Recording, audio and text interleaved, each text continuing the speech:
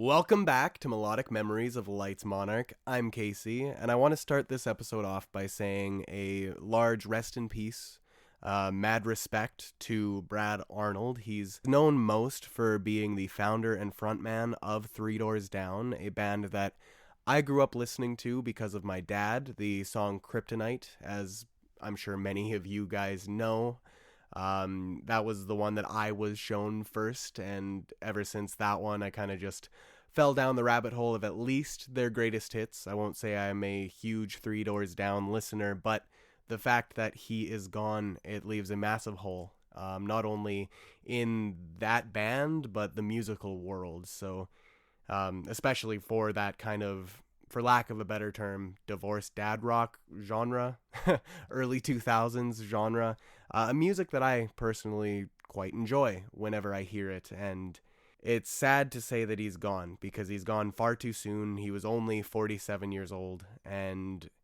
I just wanted to, again, pay my respects and say, may he rest in peace. And even as stated as the band themselves on their social account, saying he will be deeply missed and forever remembered. So, an absolute legacy. May he rest in peace. And my thoughts and prayers go out to everyone, his family, the band members, and of course the deep fans that, thought of him as family. So, respect, and may he rest in peace. And now to move on and properly start with what I wanted to talk about, J. Cole. I know that he's not the massive Super Bowl performance that just happened, of course, but I will get to that. I want to start off by talking about J. Cole and his newest album, The Fall Off. I really enjoyed it. I can't really say that enough. 2 albums came out on Friday that I was actually looking forward to. J. Cole's The Fall Off being one of them, and the other being Odyssey by Illenium, which I have not gotten to listen to yet, I know. Fake fan, blasphemy, whichever, what have you, but I will get around to it.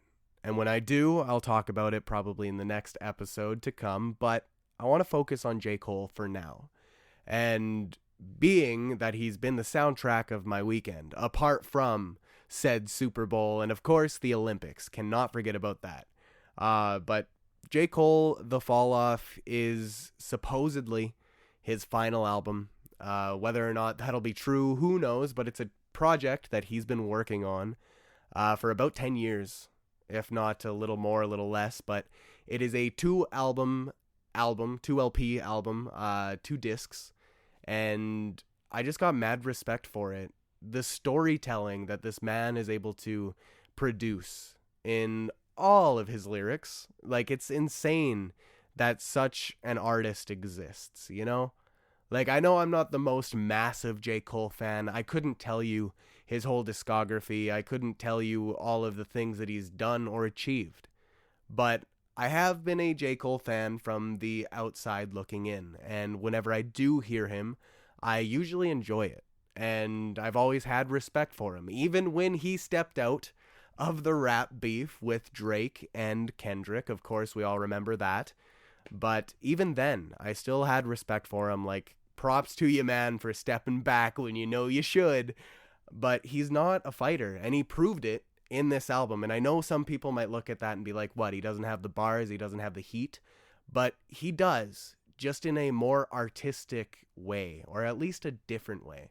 And I mean that by saying, if you go back to when he first announced this project with the track 2, disc 2 thing that he put out on YouTube, the first taste we got really of The Fall Off, that song itself, the way it's written, the words that are used, very, very intricate, very poetic, and also, again, he's telling a story, and not just any story, mind you, he's telling his story. And it isn't in any weird kind of fourth wall breaking kind of way. It's just pure up storytelling, and he produces it in such a way and raps about it all in such a lovely way that just is something I haven't really seen done by any other rapper, not to this extent. And I am somebody that loves, like, my favorite rapper is NF, so apologies if you don't respect my opinion on this, because I know some people are a little bit, antsy, for lack of a better term, on respecting one's opinion when they don't know everything to do with a certain artist, especially with someone as big as J. Cole. With this, again, possibly being his final album, I know I don't know a whole lot from his catalog, but from what I've heard from this, I gotta say, I'm amazed.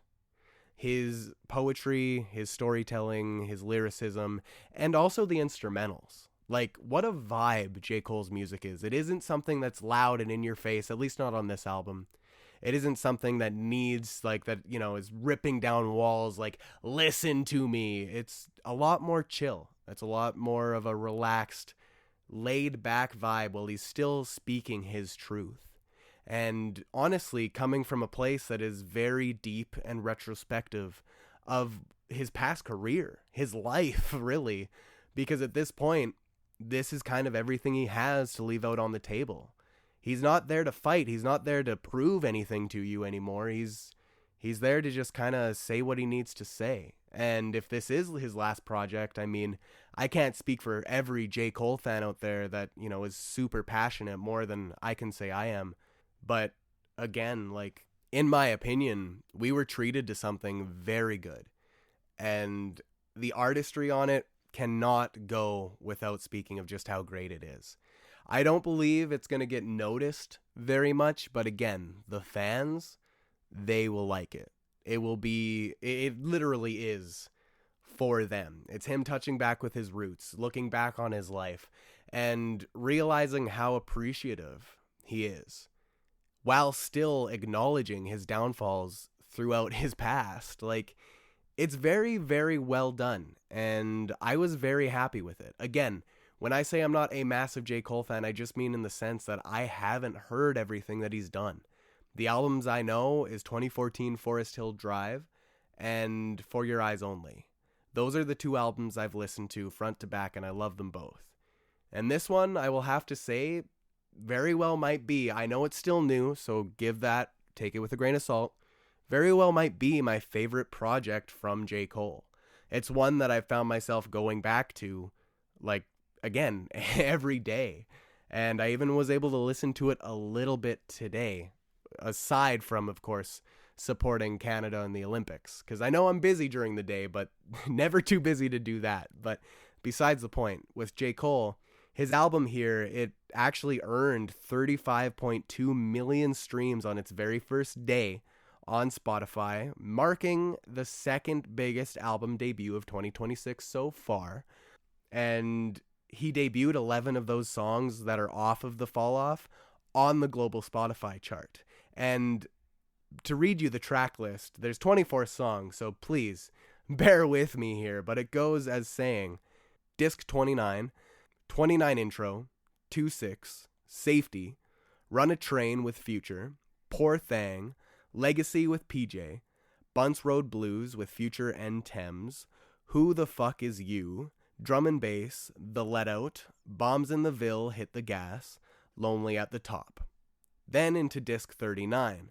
39 Intro, The Fall Off is Inevitable, The Vilest, or Vilist, with Erica Badu, Old Dog with Petrie Pablo, Life Sentence, Only You with Burna Boy, Man Up Above, I Love Her Again, What If with Murray, Quick Stop, and The Whole World is Vile, and then final track, Ocean Way.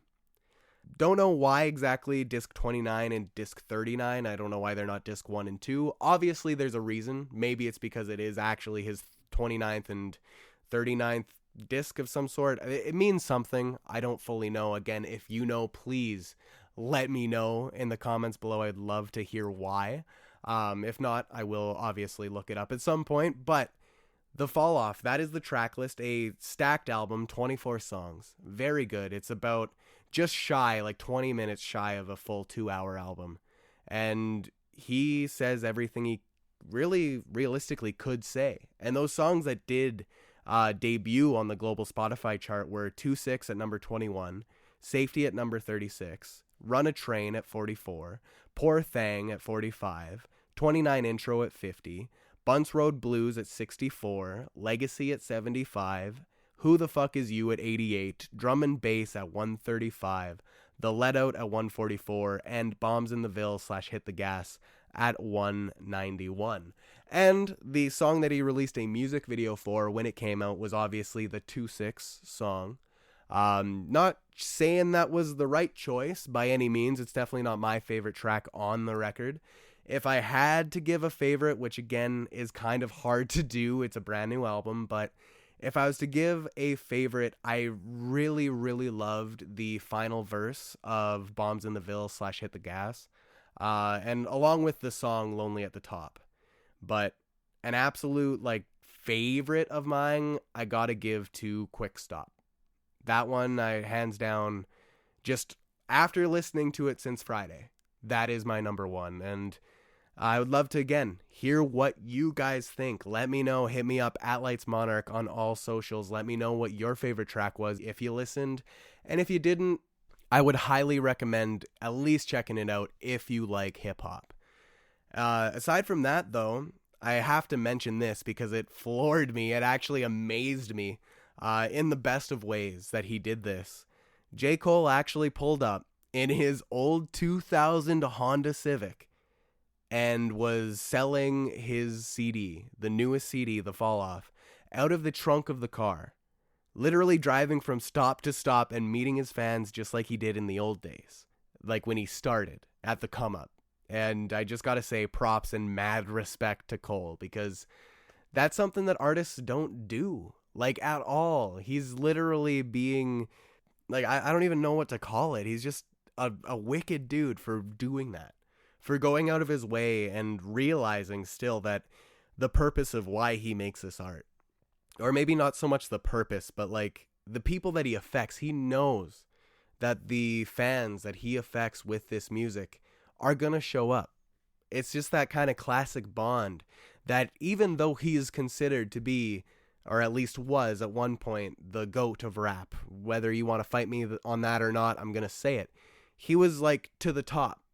And to still be connected with his roots so vividly and heavily as he is, just again, mad respect to him. And a lot of people in hip hop are that way, I know, but just to see it firsthand on a new album release, it's crazy.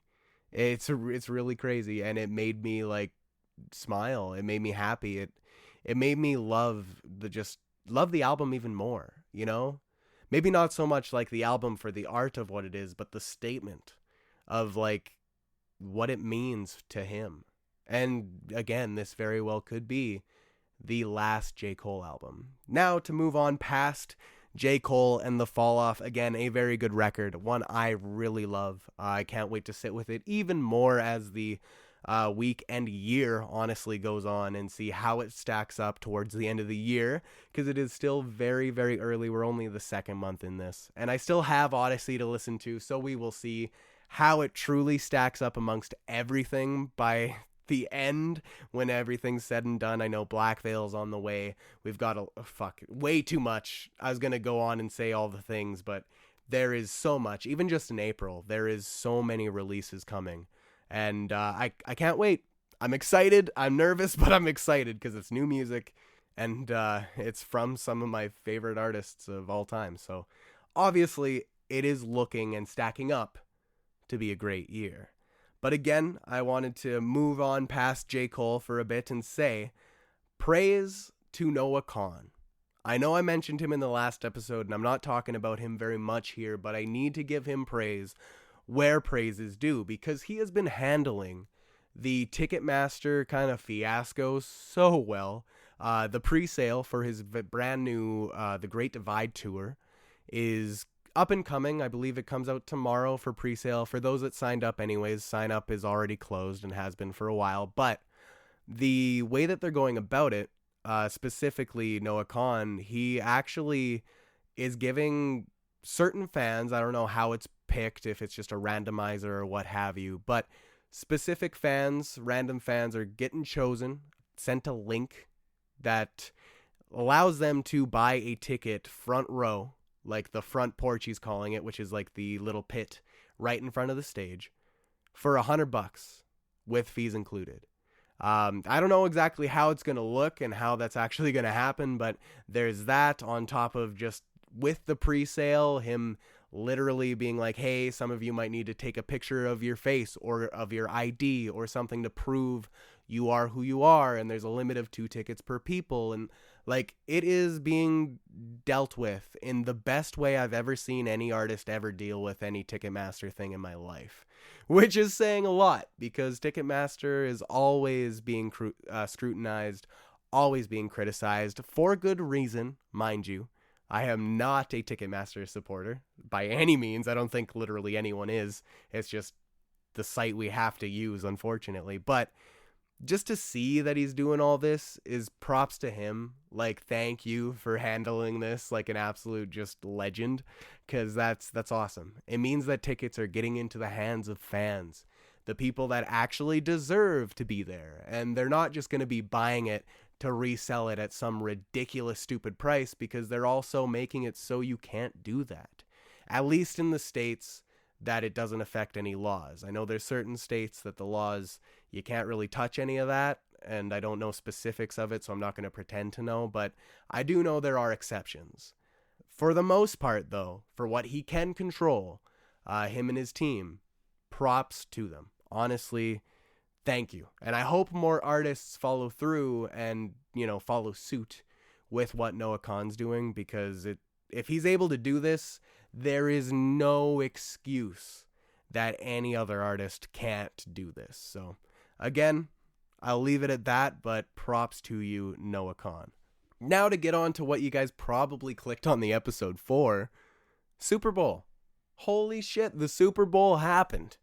And with the Super Bowl, obviously leads to more discourse and disappointment from one side to the next of happiness and joyfulness. Not everyone's going to be happy, regardless of the Super Bowl, regardless of the halftime show, like anything, people are always going to be upset. And that's something people have to start realizing, because, especially in today's world, not a lot of people appreciated Bad Bunny's performance. I personally did, and I want to get into that, but first I want to mention the actual game. Just very briefly anyways, to say that Seattle Seahawks and the New England Patriots, they were going against each other. Apparently, the Seahawks, they actually won, obviously, but they won against the quote-unquote worst offensive play seen in Super Bowl history from the New England Patriots, which is absolutely wild, because it was the 49th, I believe, 49th Super Bowl. To have the worst, like absolute worst offense ever seen, that's got to be something.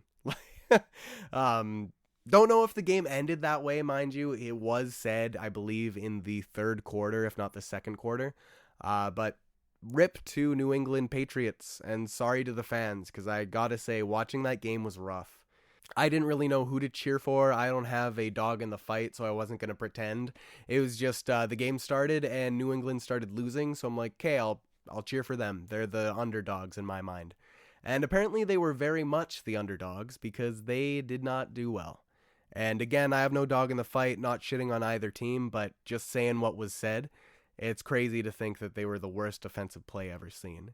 And for the Seahawks to have won, congrats. Like, hell yeah. I, again, don't have any dog in the fight, but there were no touchdowns until the fourth quarter, and the Seahawks did make Super Bowl history with getting 5 field goals in the Super Bowl. No other team has done that. I believe the record was originally 4 before this game, so congrats to them setting records.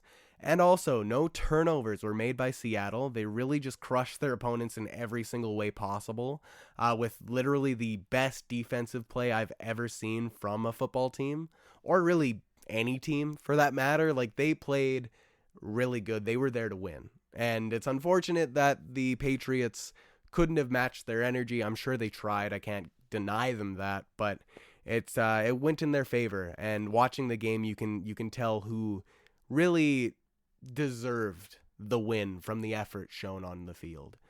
Apart from that, though, what I really wanted to talk about, Bad Bunny, his Apple Music halftime show, with, of course, a special guest appearance from Lady Gaga, her singing a saucy rendition of Die With a Smile, and, of course, Ricky Martin, a little bit after Lady Gaga. I can't tell you what he sang exactly, but I really enjoyed it. So I am a Canadian. I don't speak Spanish. I don't know at all anything of what he was saying on field during songs, what he was saying when he was speaking, like no clue. But I was sitting there entertained, and I felt, how do I put this without sounding weird about it? I felt empowered, I guess, in a sense. Very entertained, and also empowered with the message that he was leaving. And I know I could read what he said on the big billboard behind him, and I'm sure that had something to do with it, of course, which again said the only thing more powerful than hate is love. And that was kind of the message of his whole performance. And it shone through the music. And again, I couldn't understand any of it. I don't speak Spanish. I don't, I'm not, I'm Canadian. And unfortunately, because of my ignorance, I didn't understand anything he was saying, but I still felt it. And that's something I really wanted to touch on, because if I can feel what he is trying to convey, even with that language barrier, that should speak even more volumes to what he was saying. Because that's insane. Most people, the language barrier, that's too much. That, you can be ignorant and say, oh, this isn't American, this isn't blah, blah, blah, blah, blah. And I'm not going to say I'm on either side. I don't agree with those people whatsoever. Obviously, Bad Bunny is American, regardless of what you want to think or say. And Spanish is a very, very large, population of Spanish people, a very large language in the United States. And I know that it's not being respected or represented very well right now in today's political climate. But with Bad Bunny's performance, for me to have felt the way I felt after watching it, before reading any translations, before reading anything online, just seeing what I seen on TV and feeling what I felt, that should speak volumes. On top of all of that, it was the most watched ever Super Bowl performance, halftime performance, with 142 million viewers live. And also, the wedding that was on stage, if anyone did catch it, there was a wedding. That was a real wedding. That was someone actually getting married. Apparently, they invited Bad Bunny to their wedding, and Bad Bunny was like, yo, I'll do you one better. Come get married on the Super Bowl field. Like, that's nuts, isn't it? Like, props. Talk about a marriage that will go down in history forever. Like, they'll never forget that. I don't know how they'll ever top it, in terms of, like, anniversaries and such. But, hey, there's always a Super Bowl next year. So, who knows? But to say that was something that was really nice. And again, just showing that love matters. Love is a thing. It is allowed to exist, and we should embrace it regardless of who you are. Love speaks louder than hate. It speaks volumes. And with his whole performance, again, it was very entertaining, even though I couldn't understand any of it. It really speaks volumes to the heart that his performance really had. And it was really heartfelt, because he left a very wonderful message of saying that the only thing more powerful than hate is love. And when he was staring directly at the camera, there was something he was saying in Spanish. And this is something that I was talking about I couldn't understand until today. I found online a translation of what he said, and with the help of said translations, I was able to understand what he said. And I gotta say, damn. While he was staring directly at the camera, he said, "My name is Benito Antonio Martinez Oscasio." Sorry if I butchered that, but Bad Bunny. "And I'm here today at Super Bowl 49.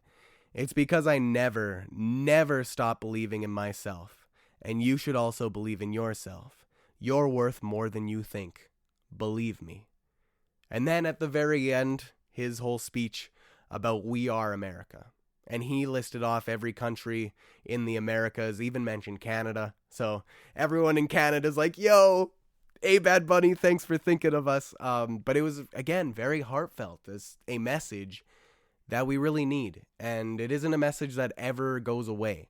Literally in 2016 Super Bowl, when Coldplay headlined it, alongside whoever else was there, I can't fully remember. But in the stands, it even said, hate is bigger than love, or love, not hate, something along the same lines of a message. And it goes to show that it is a universal message that needs to stand the test of time, because when it is forgotten, we fall into these dark pits, these dark abyss of society. And it's a very shitty side of humanity to see when everything like love is forgotten. You gotta respect people. You gotta love your neighbor. And I know I might sound preachy, and believe me, I don't mean to be. But this performance, I'm just speaking on top of what it was. And that's how it left me feeling. And I believe that's what his message was, to just, again, we are all the same. We are all human beings. We are all people.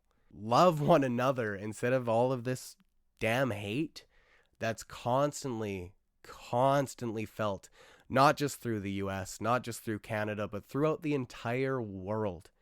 And it's a message that I believe needs to really be remembered, especially in today's climate. So Bad Bunny, even though I didn't understand all of it in terms of actual speech, again, Spanish isn't my native tongue, I still really appreciated it, and I really appreciated his message. Very heartfelt, and thank you, Bad Bunny, for doing a great job, in my opinion. Now, the Olympics. I know I'm staying with sports here, but again, this does have something to do with me, because I personally love the Olympics. I'm so glad that they have started Winter Olympics in Milano Cortina. Very, very good start to everything, to be honest. I haven't been able to watch all of it because of the time zone differences, but what I have been able to catch, I've really enjoyed. Obviously, I'm a massive hockey fan. Love watching Team Canada. It is tradition at this point in my life. I watch them whenever I can, be it for the Olympics, the World Championships, the World Juniors, the under-18s, what have you. If it is a Canadian hockey tournament, be it men or women, even Paralympic, I try to watch it as much as I can if it's televised, if it's available, right? So this year, obviously, no exception. The Olympics, it only comes around every 4 years for the winter ones specifically. And I'm so glad it's back, because not only have the Olympics started well for Canada, at least in terms of the hockey, well, except for today. Today's a different story, which I will get into, but all things considered, quote unquote, kind of well. The big thing is the men's tournament, which is literally later this week, the men's portion of the hockey tournament.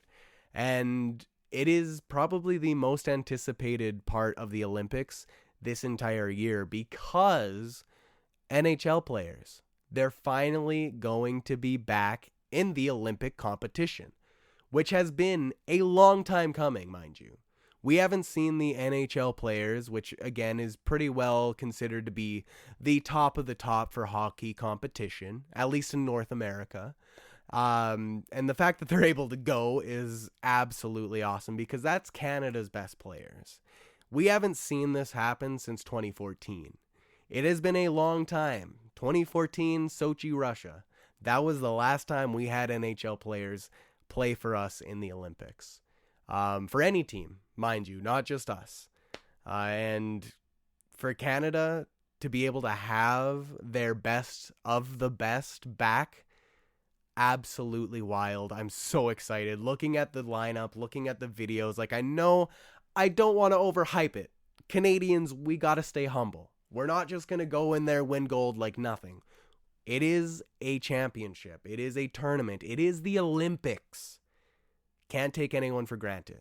Can't sleep on anyone. Can't just assume we're going to win just because we have in the past. But that does not lessen my excitement for this portion of the Olympics any less. Regardless of what happens, I'm so excited to see some best-on-best hockey. The Four Nations face-off was one thing. This is the Olympics. This is the biggest stage. The only thing that's missing really is Russia and Belarus, which is unfortunate that they can't make it, but, their politics, they made their choices with certain things. Not going to touch on that, but that's the only thing really missing in terms of competition. And otherwise, I'm excited. Now, to touch on what I was talking about with the, them not starting so hot, I was talking about the women's competition of the Olympics here, the women's hockey. And They got a massive blow today. They were playing Czechia. And Marie-Philippe Poulin, she is the captain, Captain Canada, Captain Clutch, some people call her. She has been known to score overtime winning goals for Canada, like in gold medal games. She got injured today, and we're not really sure on what that looks like. We don't know what's going to happen. Obviously, if you're listening to this podcast later on in the week, you might already know. Maybe that's been announced. But as of now, she's injured. Nothing else has been said. And of course, to start their tournament, they started a day or two late because the team that they were supposed to face, being Finland, caught norovirus. Not really sure what it is, but apparently it isn't super serious, but kind of leaves you sick, like bedridden for a little bit. So Finland had to postpone that game that is being played on the 12th before the quarterfinals for the women. And they face off against USA tomorrow on Tuesday. So it's going to be interesting. The Olympics, very fun. Obviously, I love the other events too. Any real Olympic sport in terms of Winter Olympics, I very much enjoy. Specifically being hockey as my number one, and I'd have to give my number two to probably figure skating or ice dancing. That'd be my like 2 and 3rd spot. I don't really hold one over the other, but just love seeing what they can do. And of course, skiing, luge, everything that they do. The Olympians, it is unlike any other. It's crazy to see that people are capable of certain things.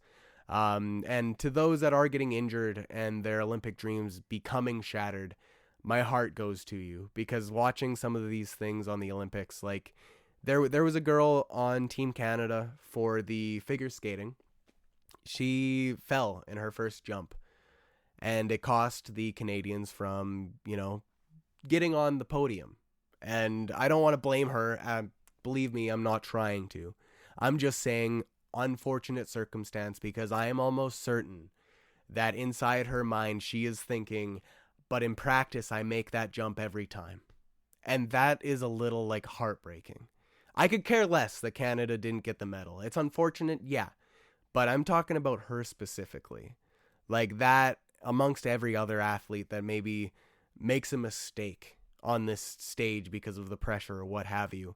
I know that's what Olympians deal with. And it's heartbreaking when you see something that you are certain that they are certain of, It's just really sad. And I might be rambling, but I just kind of wanted to say, like, any Olympian out there, I hope that they know that they've got all the support of the nation, and to just go out there and do their best, because I know that's all that they want to do.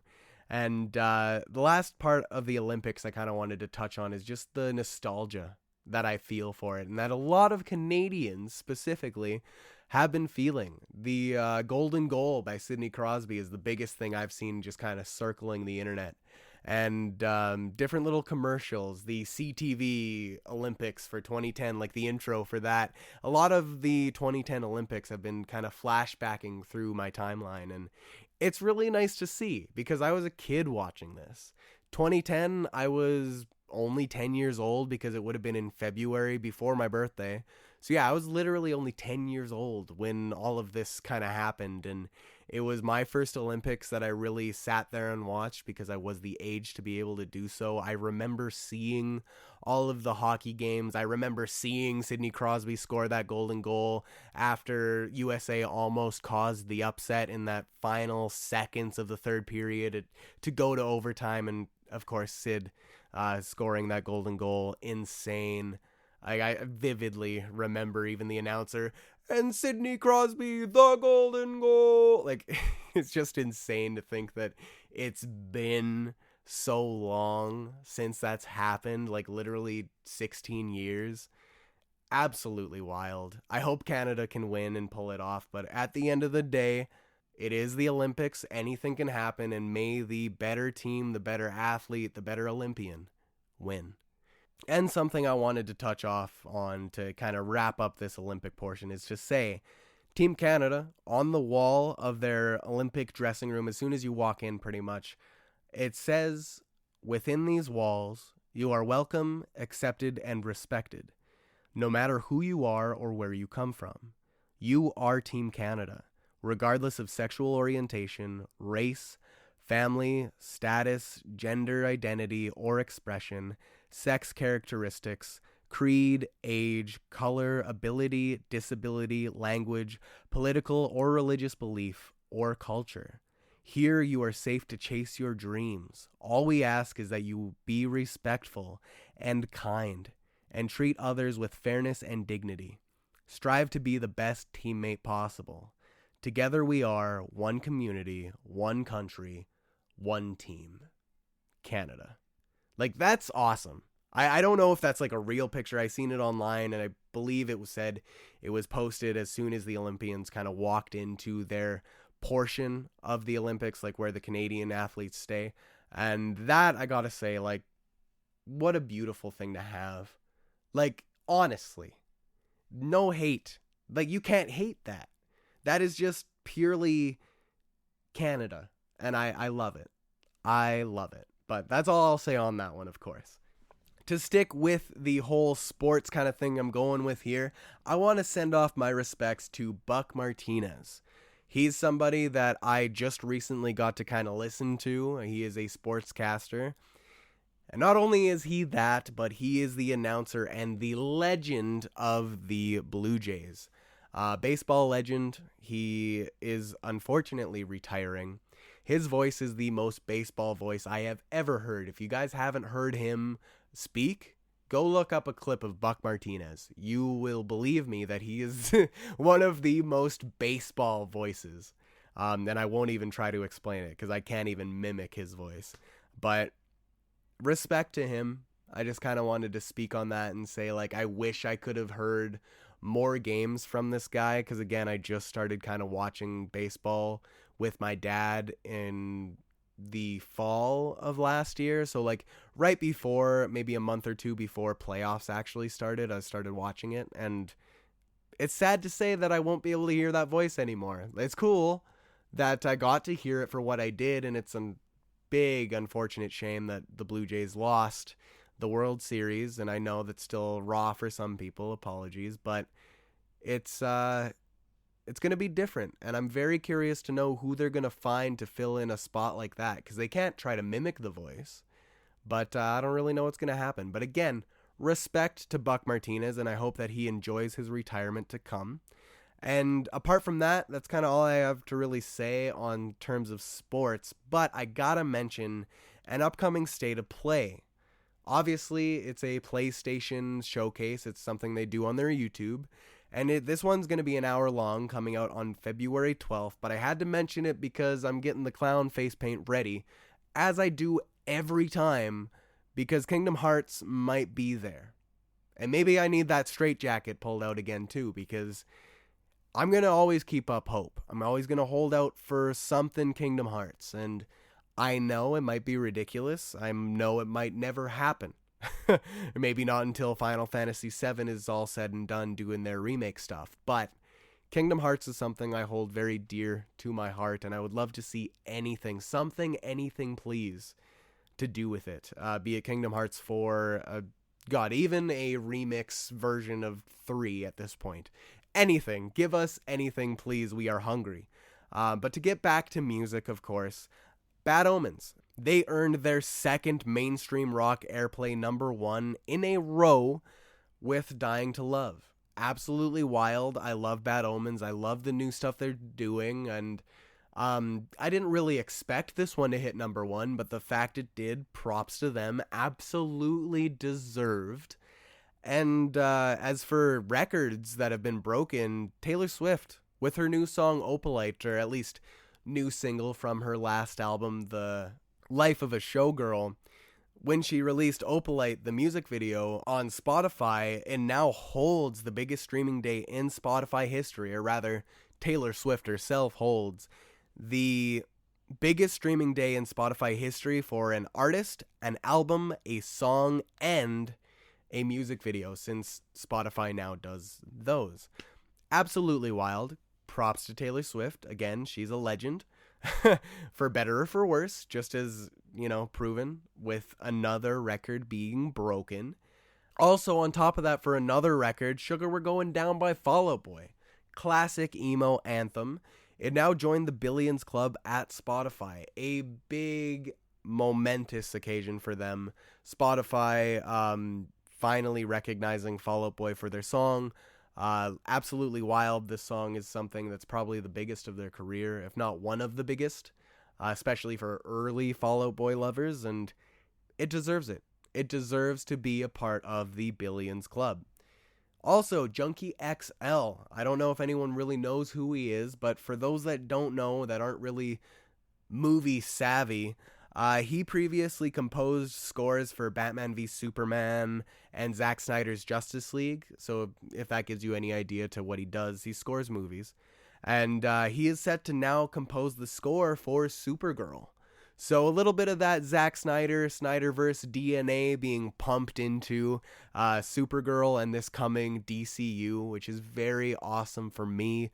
Again, I love the Snyderverse for better or for worse. I know people have very strong opinions on that, but I personally really, really love it. And it's awesome to see that, hey, some of that DNA is being pumped into this new era of DC. Mad respect.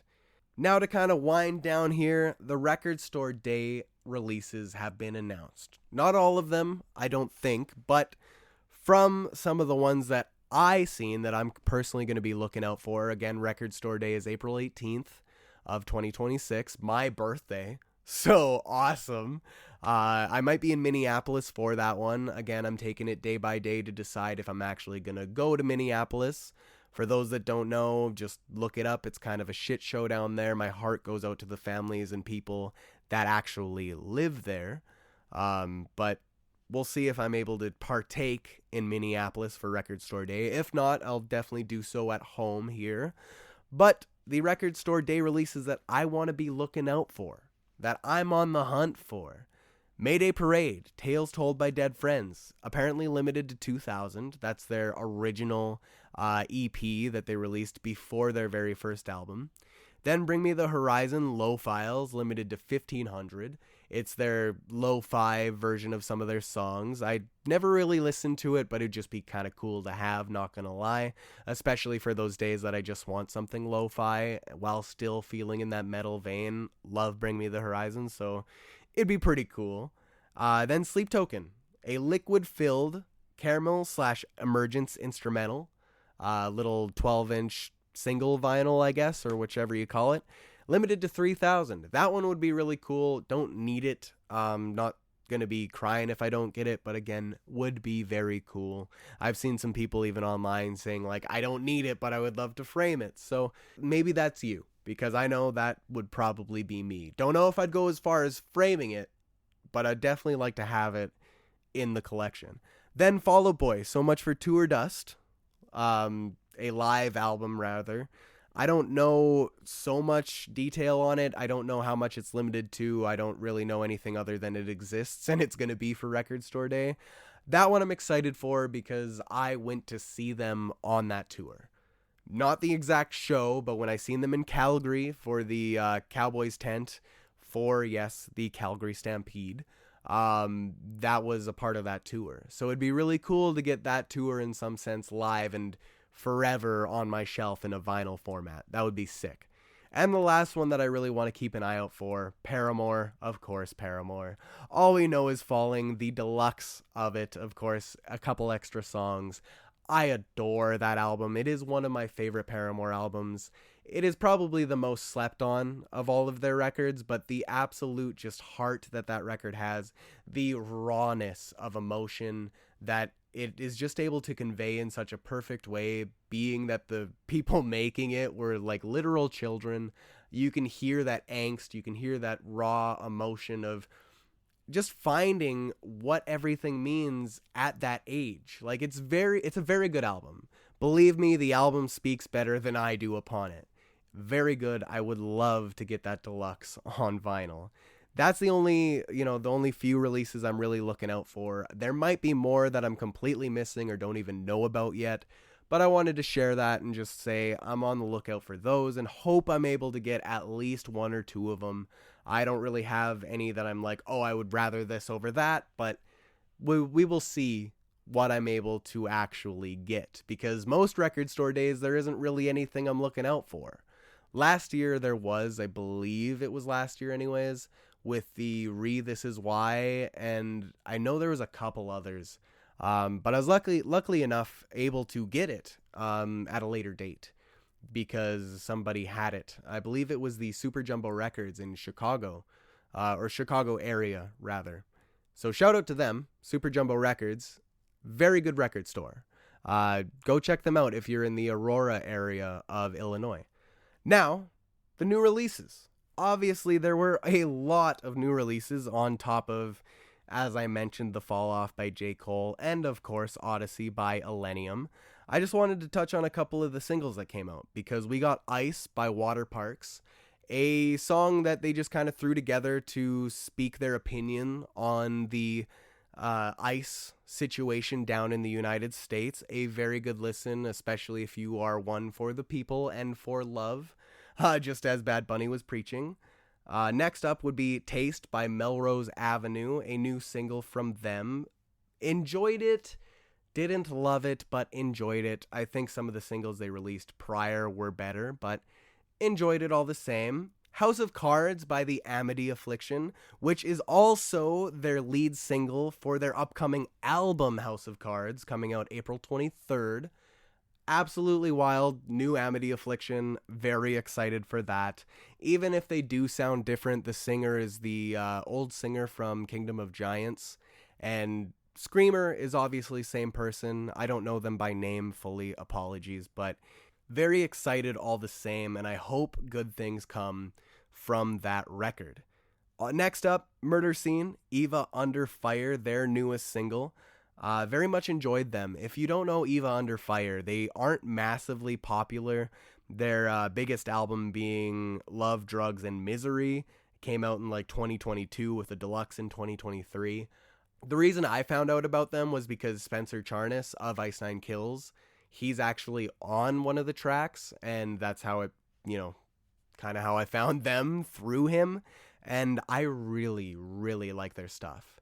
Very heavy, like Hailstorm kind of vibe, but with their own uniqueness at the same time. So if you want some fucking wicked female-fronted rock and roll, can't go wrong with Eva Under Fire. Then last up, Make It Okay by Human Error. Really enjoyed that one too. They are a very small New Jersey band, and I like all the stuff that they've done so far. They literally haven't released a song since like 2025 or 2024. So it's wild to see them finally releasing something new. Hopefully it leads to more because I would love to hear more from them. But yeah, Make It Okay was a very good song. I really enjoyed it. And as for not just new releases, but upcoming releases that I've kind of seen here and there, Scatterbrain. Yes, Brian Birkenheiser, the ex-I Prevail vocalist, he is finally out of the legal battle and able to release his own music, his own actual stuff from Scatterbrain, and that is going to be Phases, out this Friday. So keep an eye out for that. Also, Twisting the Knife by Ice Nine Kills and McKenna Grace for Scream 7 comes out February 19th. Very excited for that one, on top of course, Scream 7. Return of Ghostface, hello. Obviously, Scream's, a legendary franchise.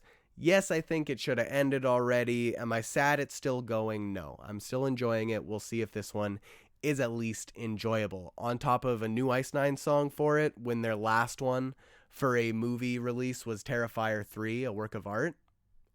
I'm excited for this, all right? Because actually the song Your Number's Up, the Scream song that they've originally done, that was my favorite Ice Nine Kills song for the longest time. So this one, yeah, I'm excited for. Sandbox by All American Rejects drops May 15th, their upcoming record. Very excited for that one, and as I already mentioned, House of Cards, Amity Affliction, April 23rd.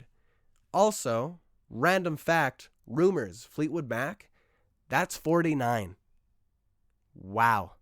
Hope that everyone hearing that, if you know what Rumors is by Fleetwood Mac, that you feel old. And if you somehow don't know what Rumors by Fleetwood Mac is, it's an album, and you better go listen to it now since I'm done yapping. So thank you so much for listening, and thank you for discovering the music within.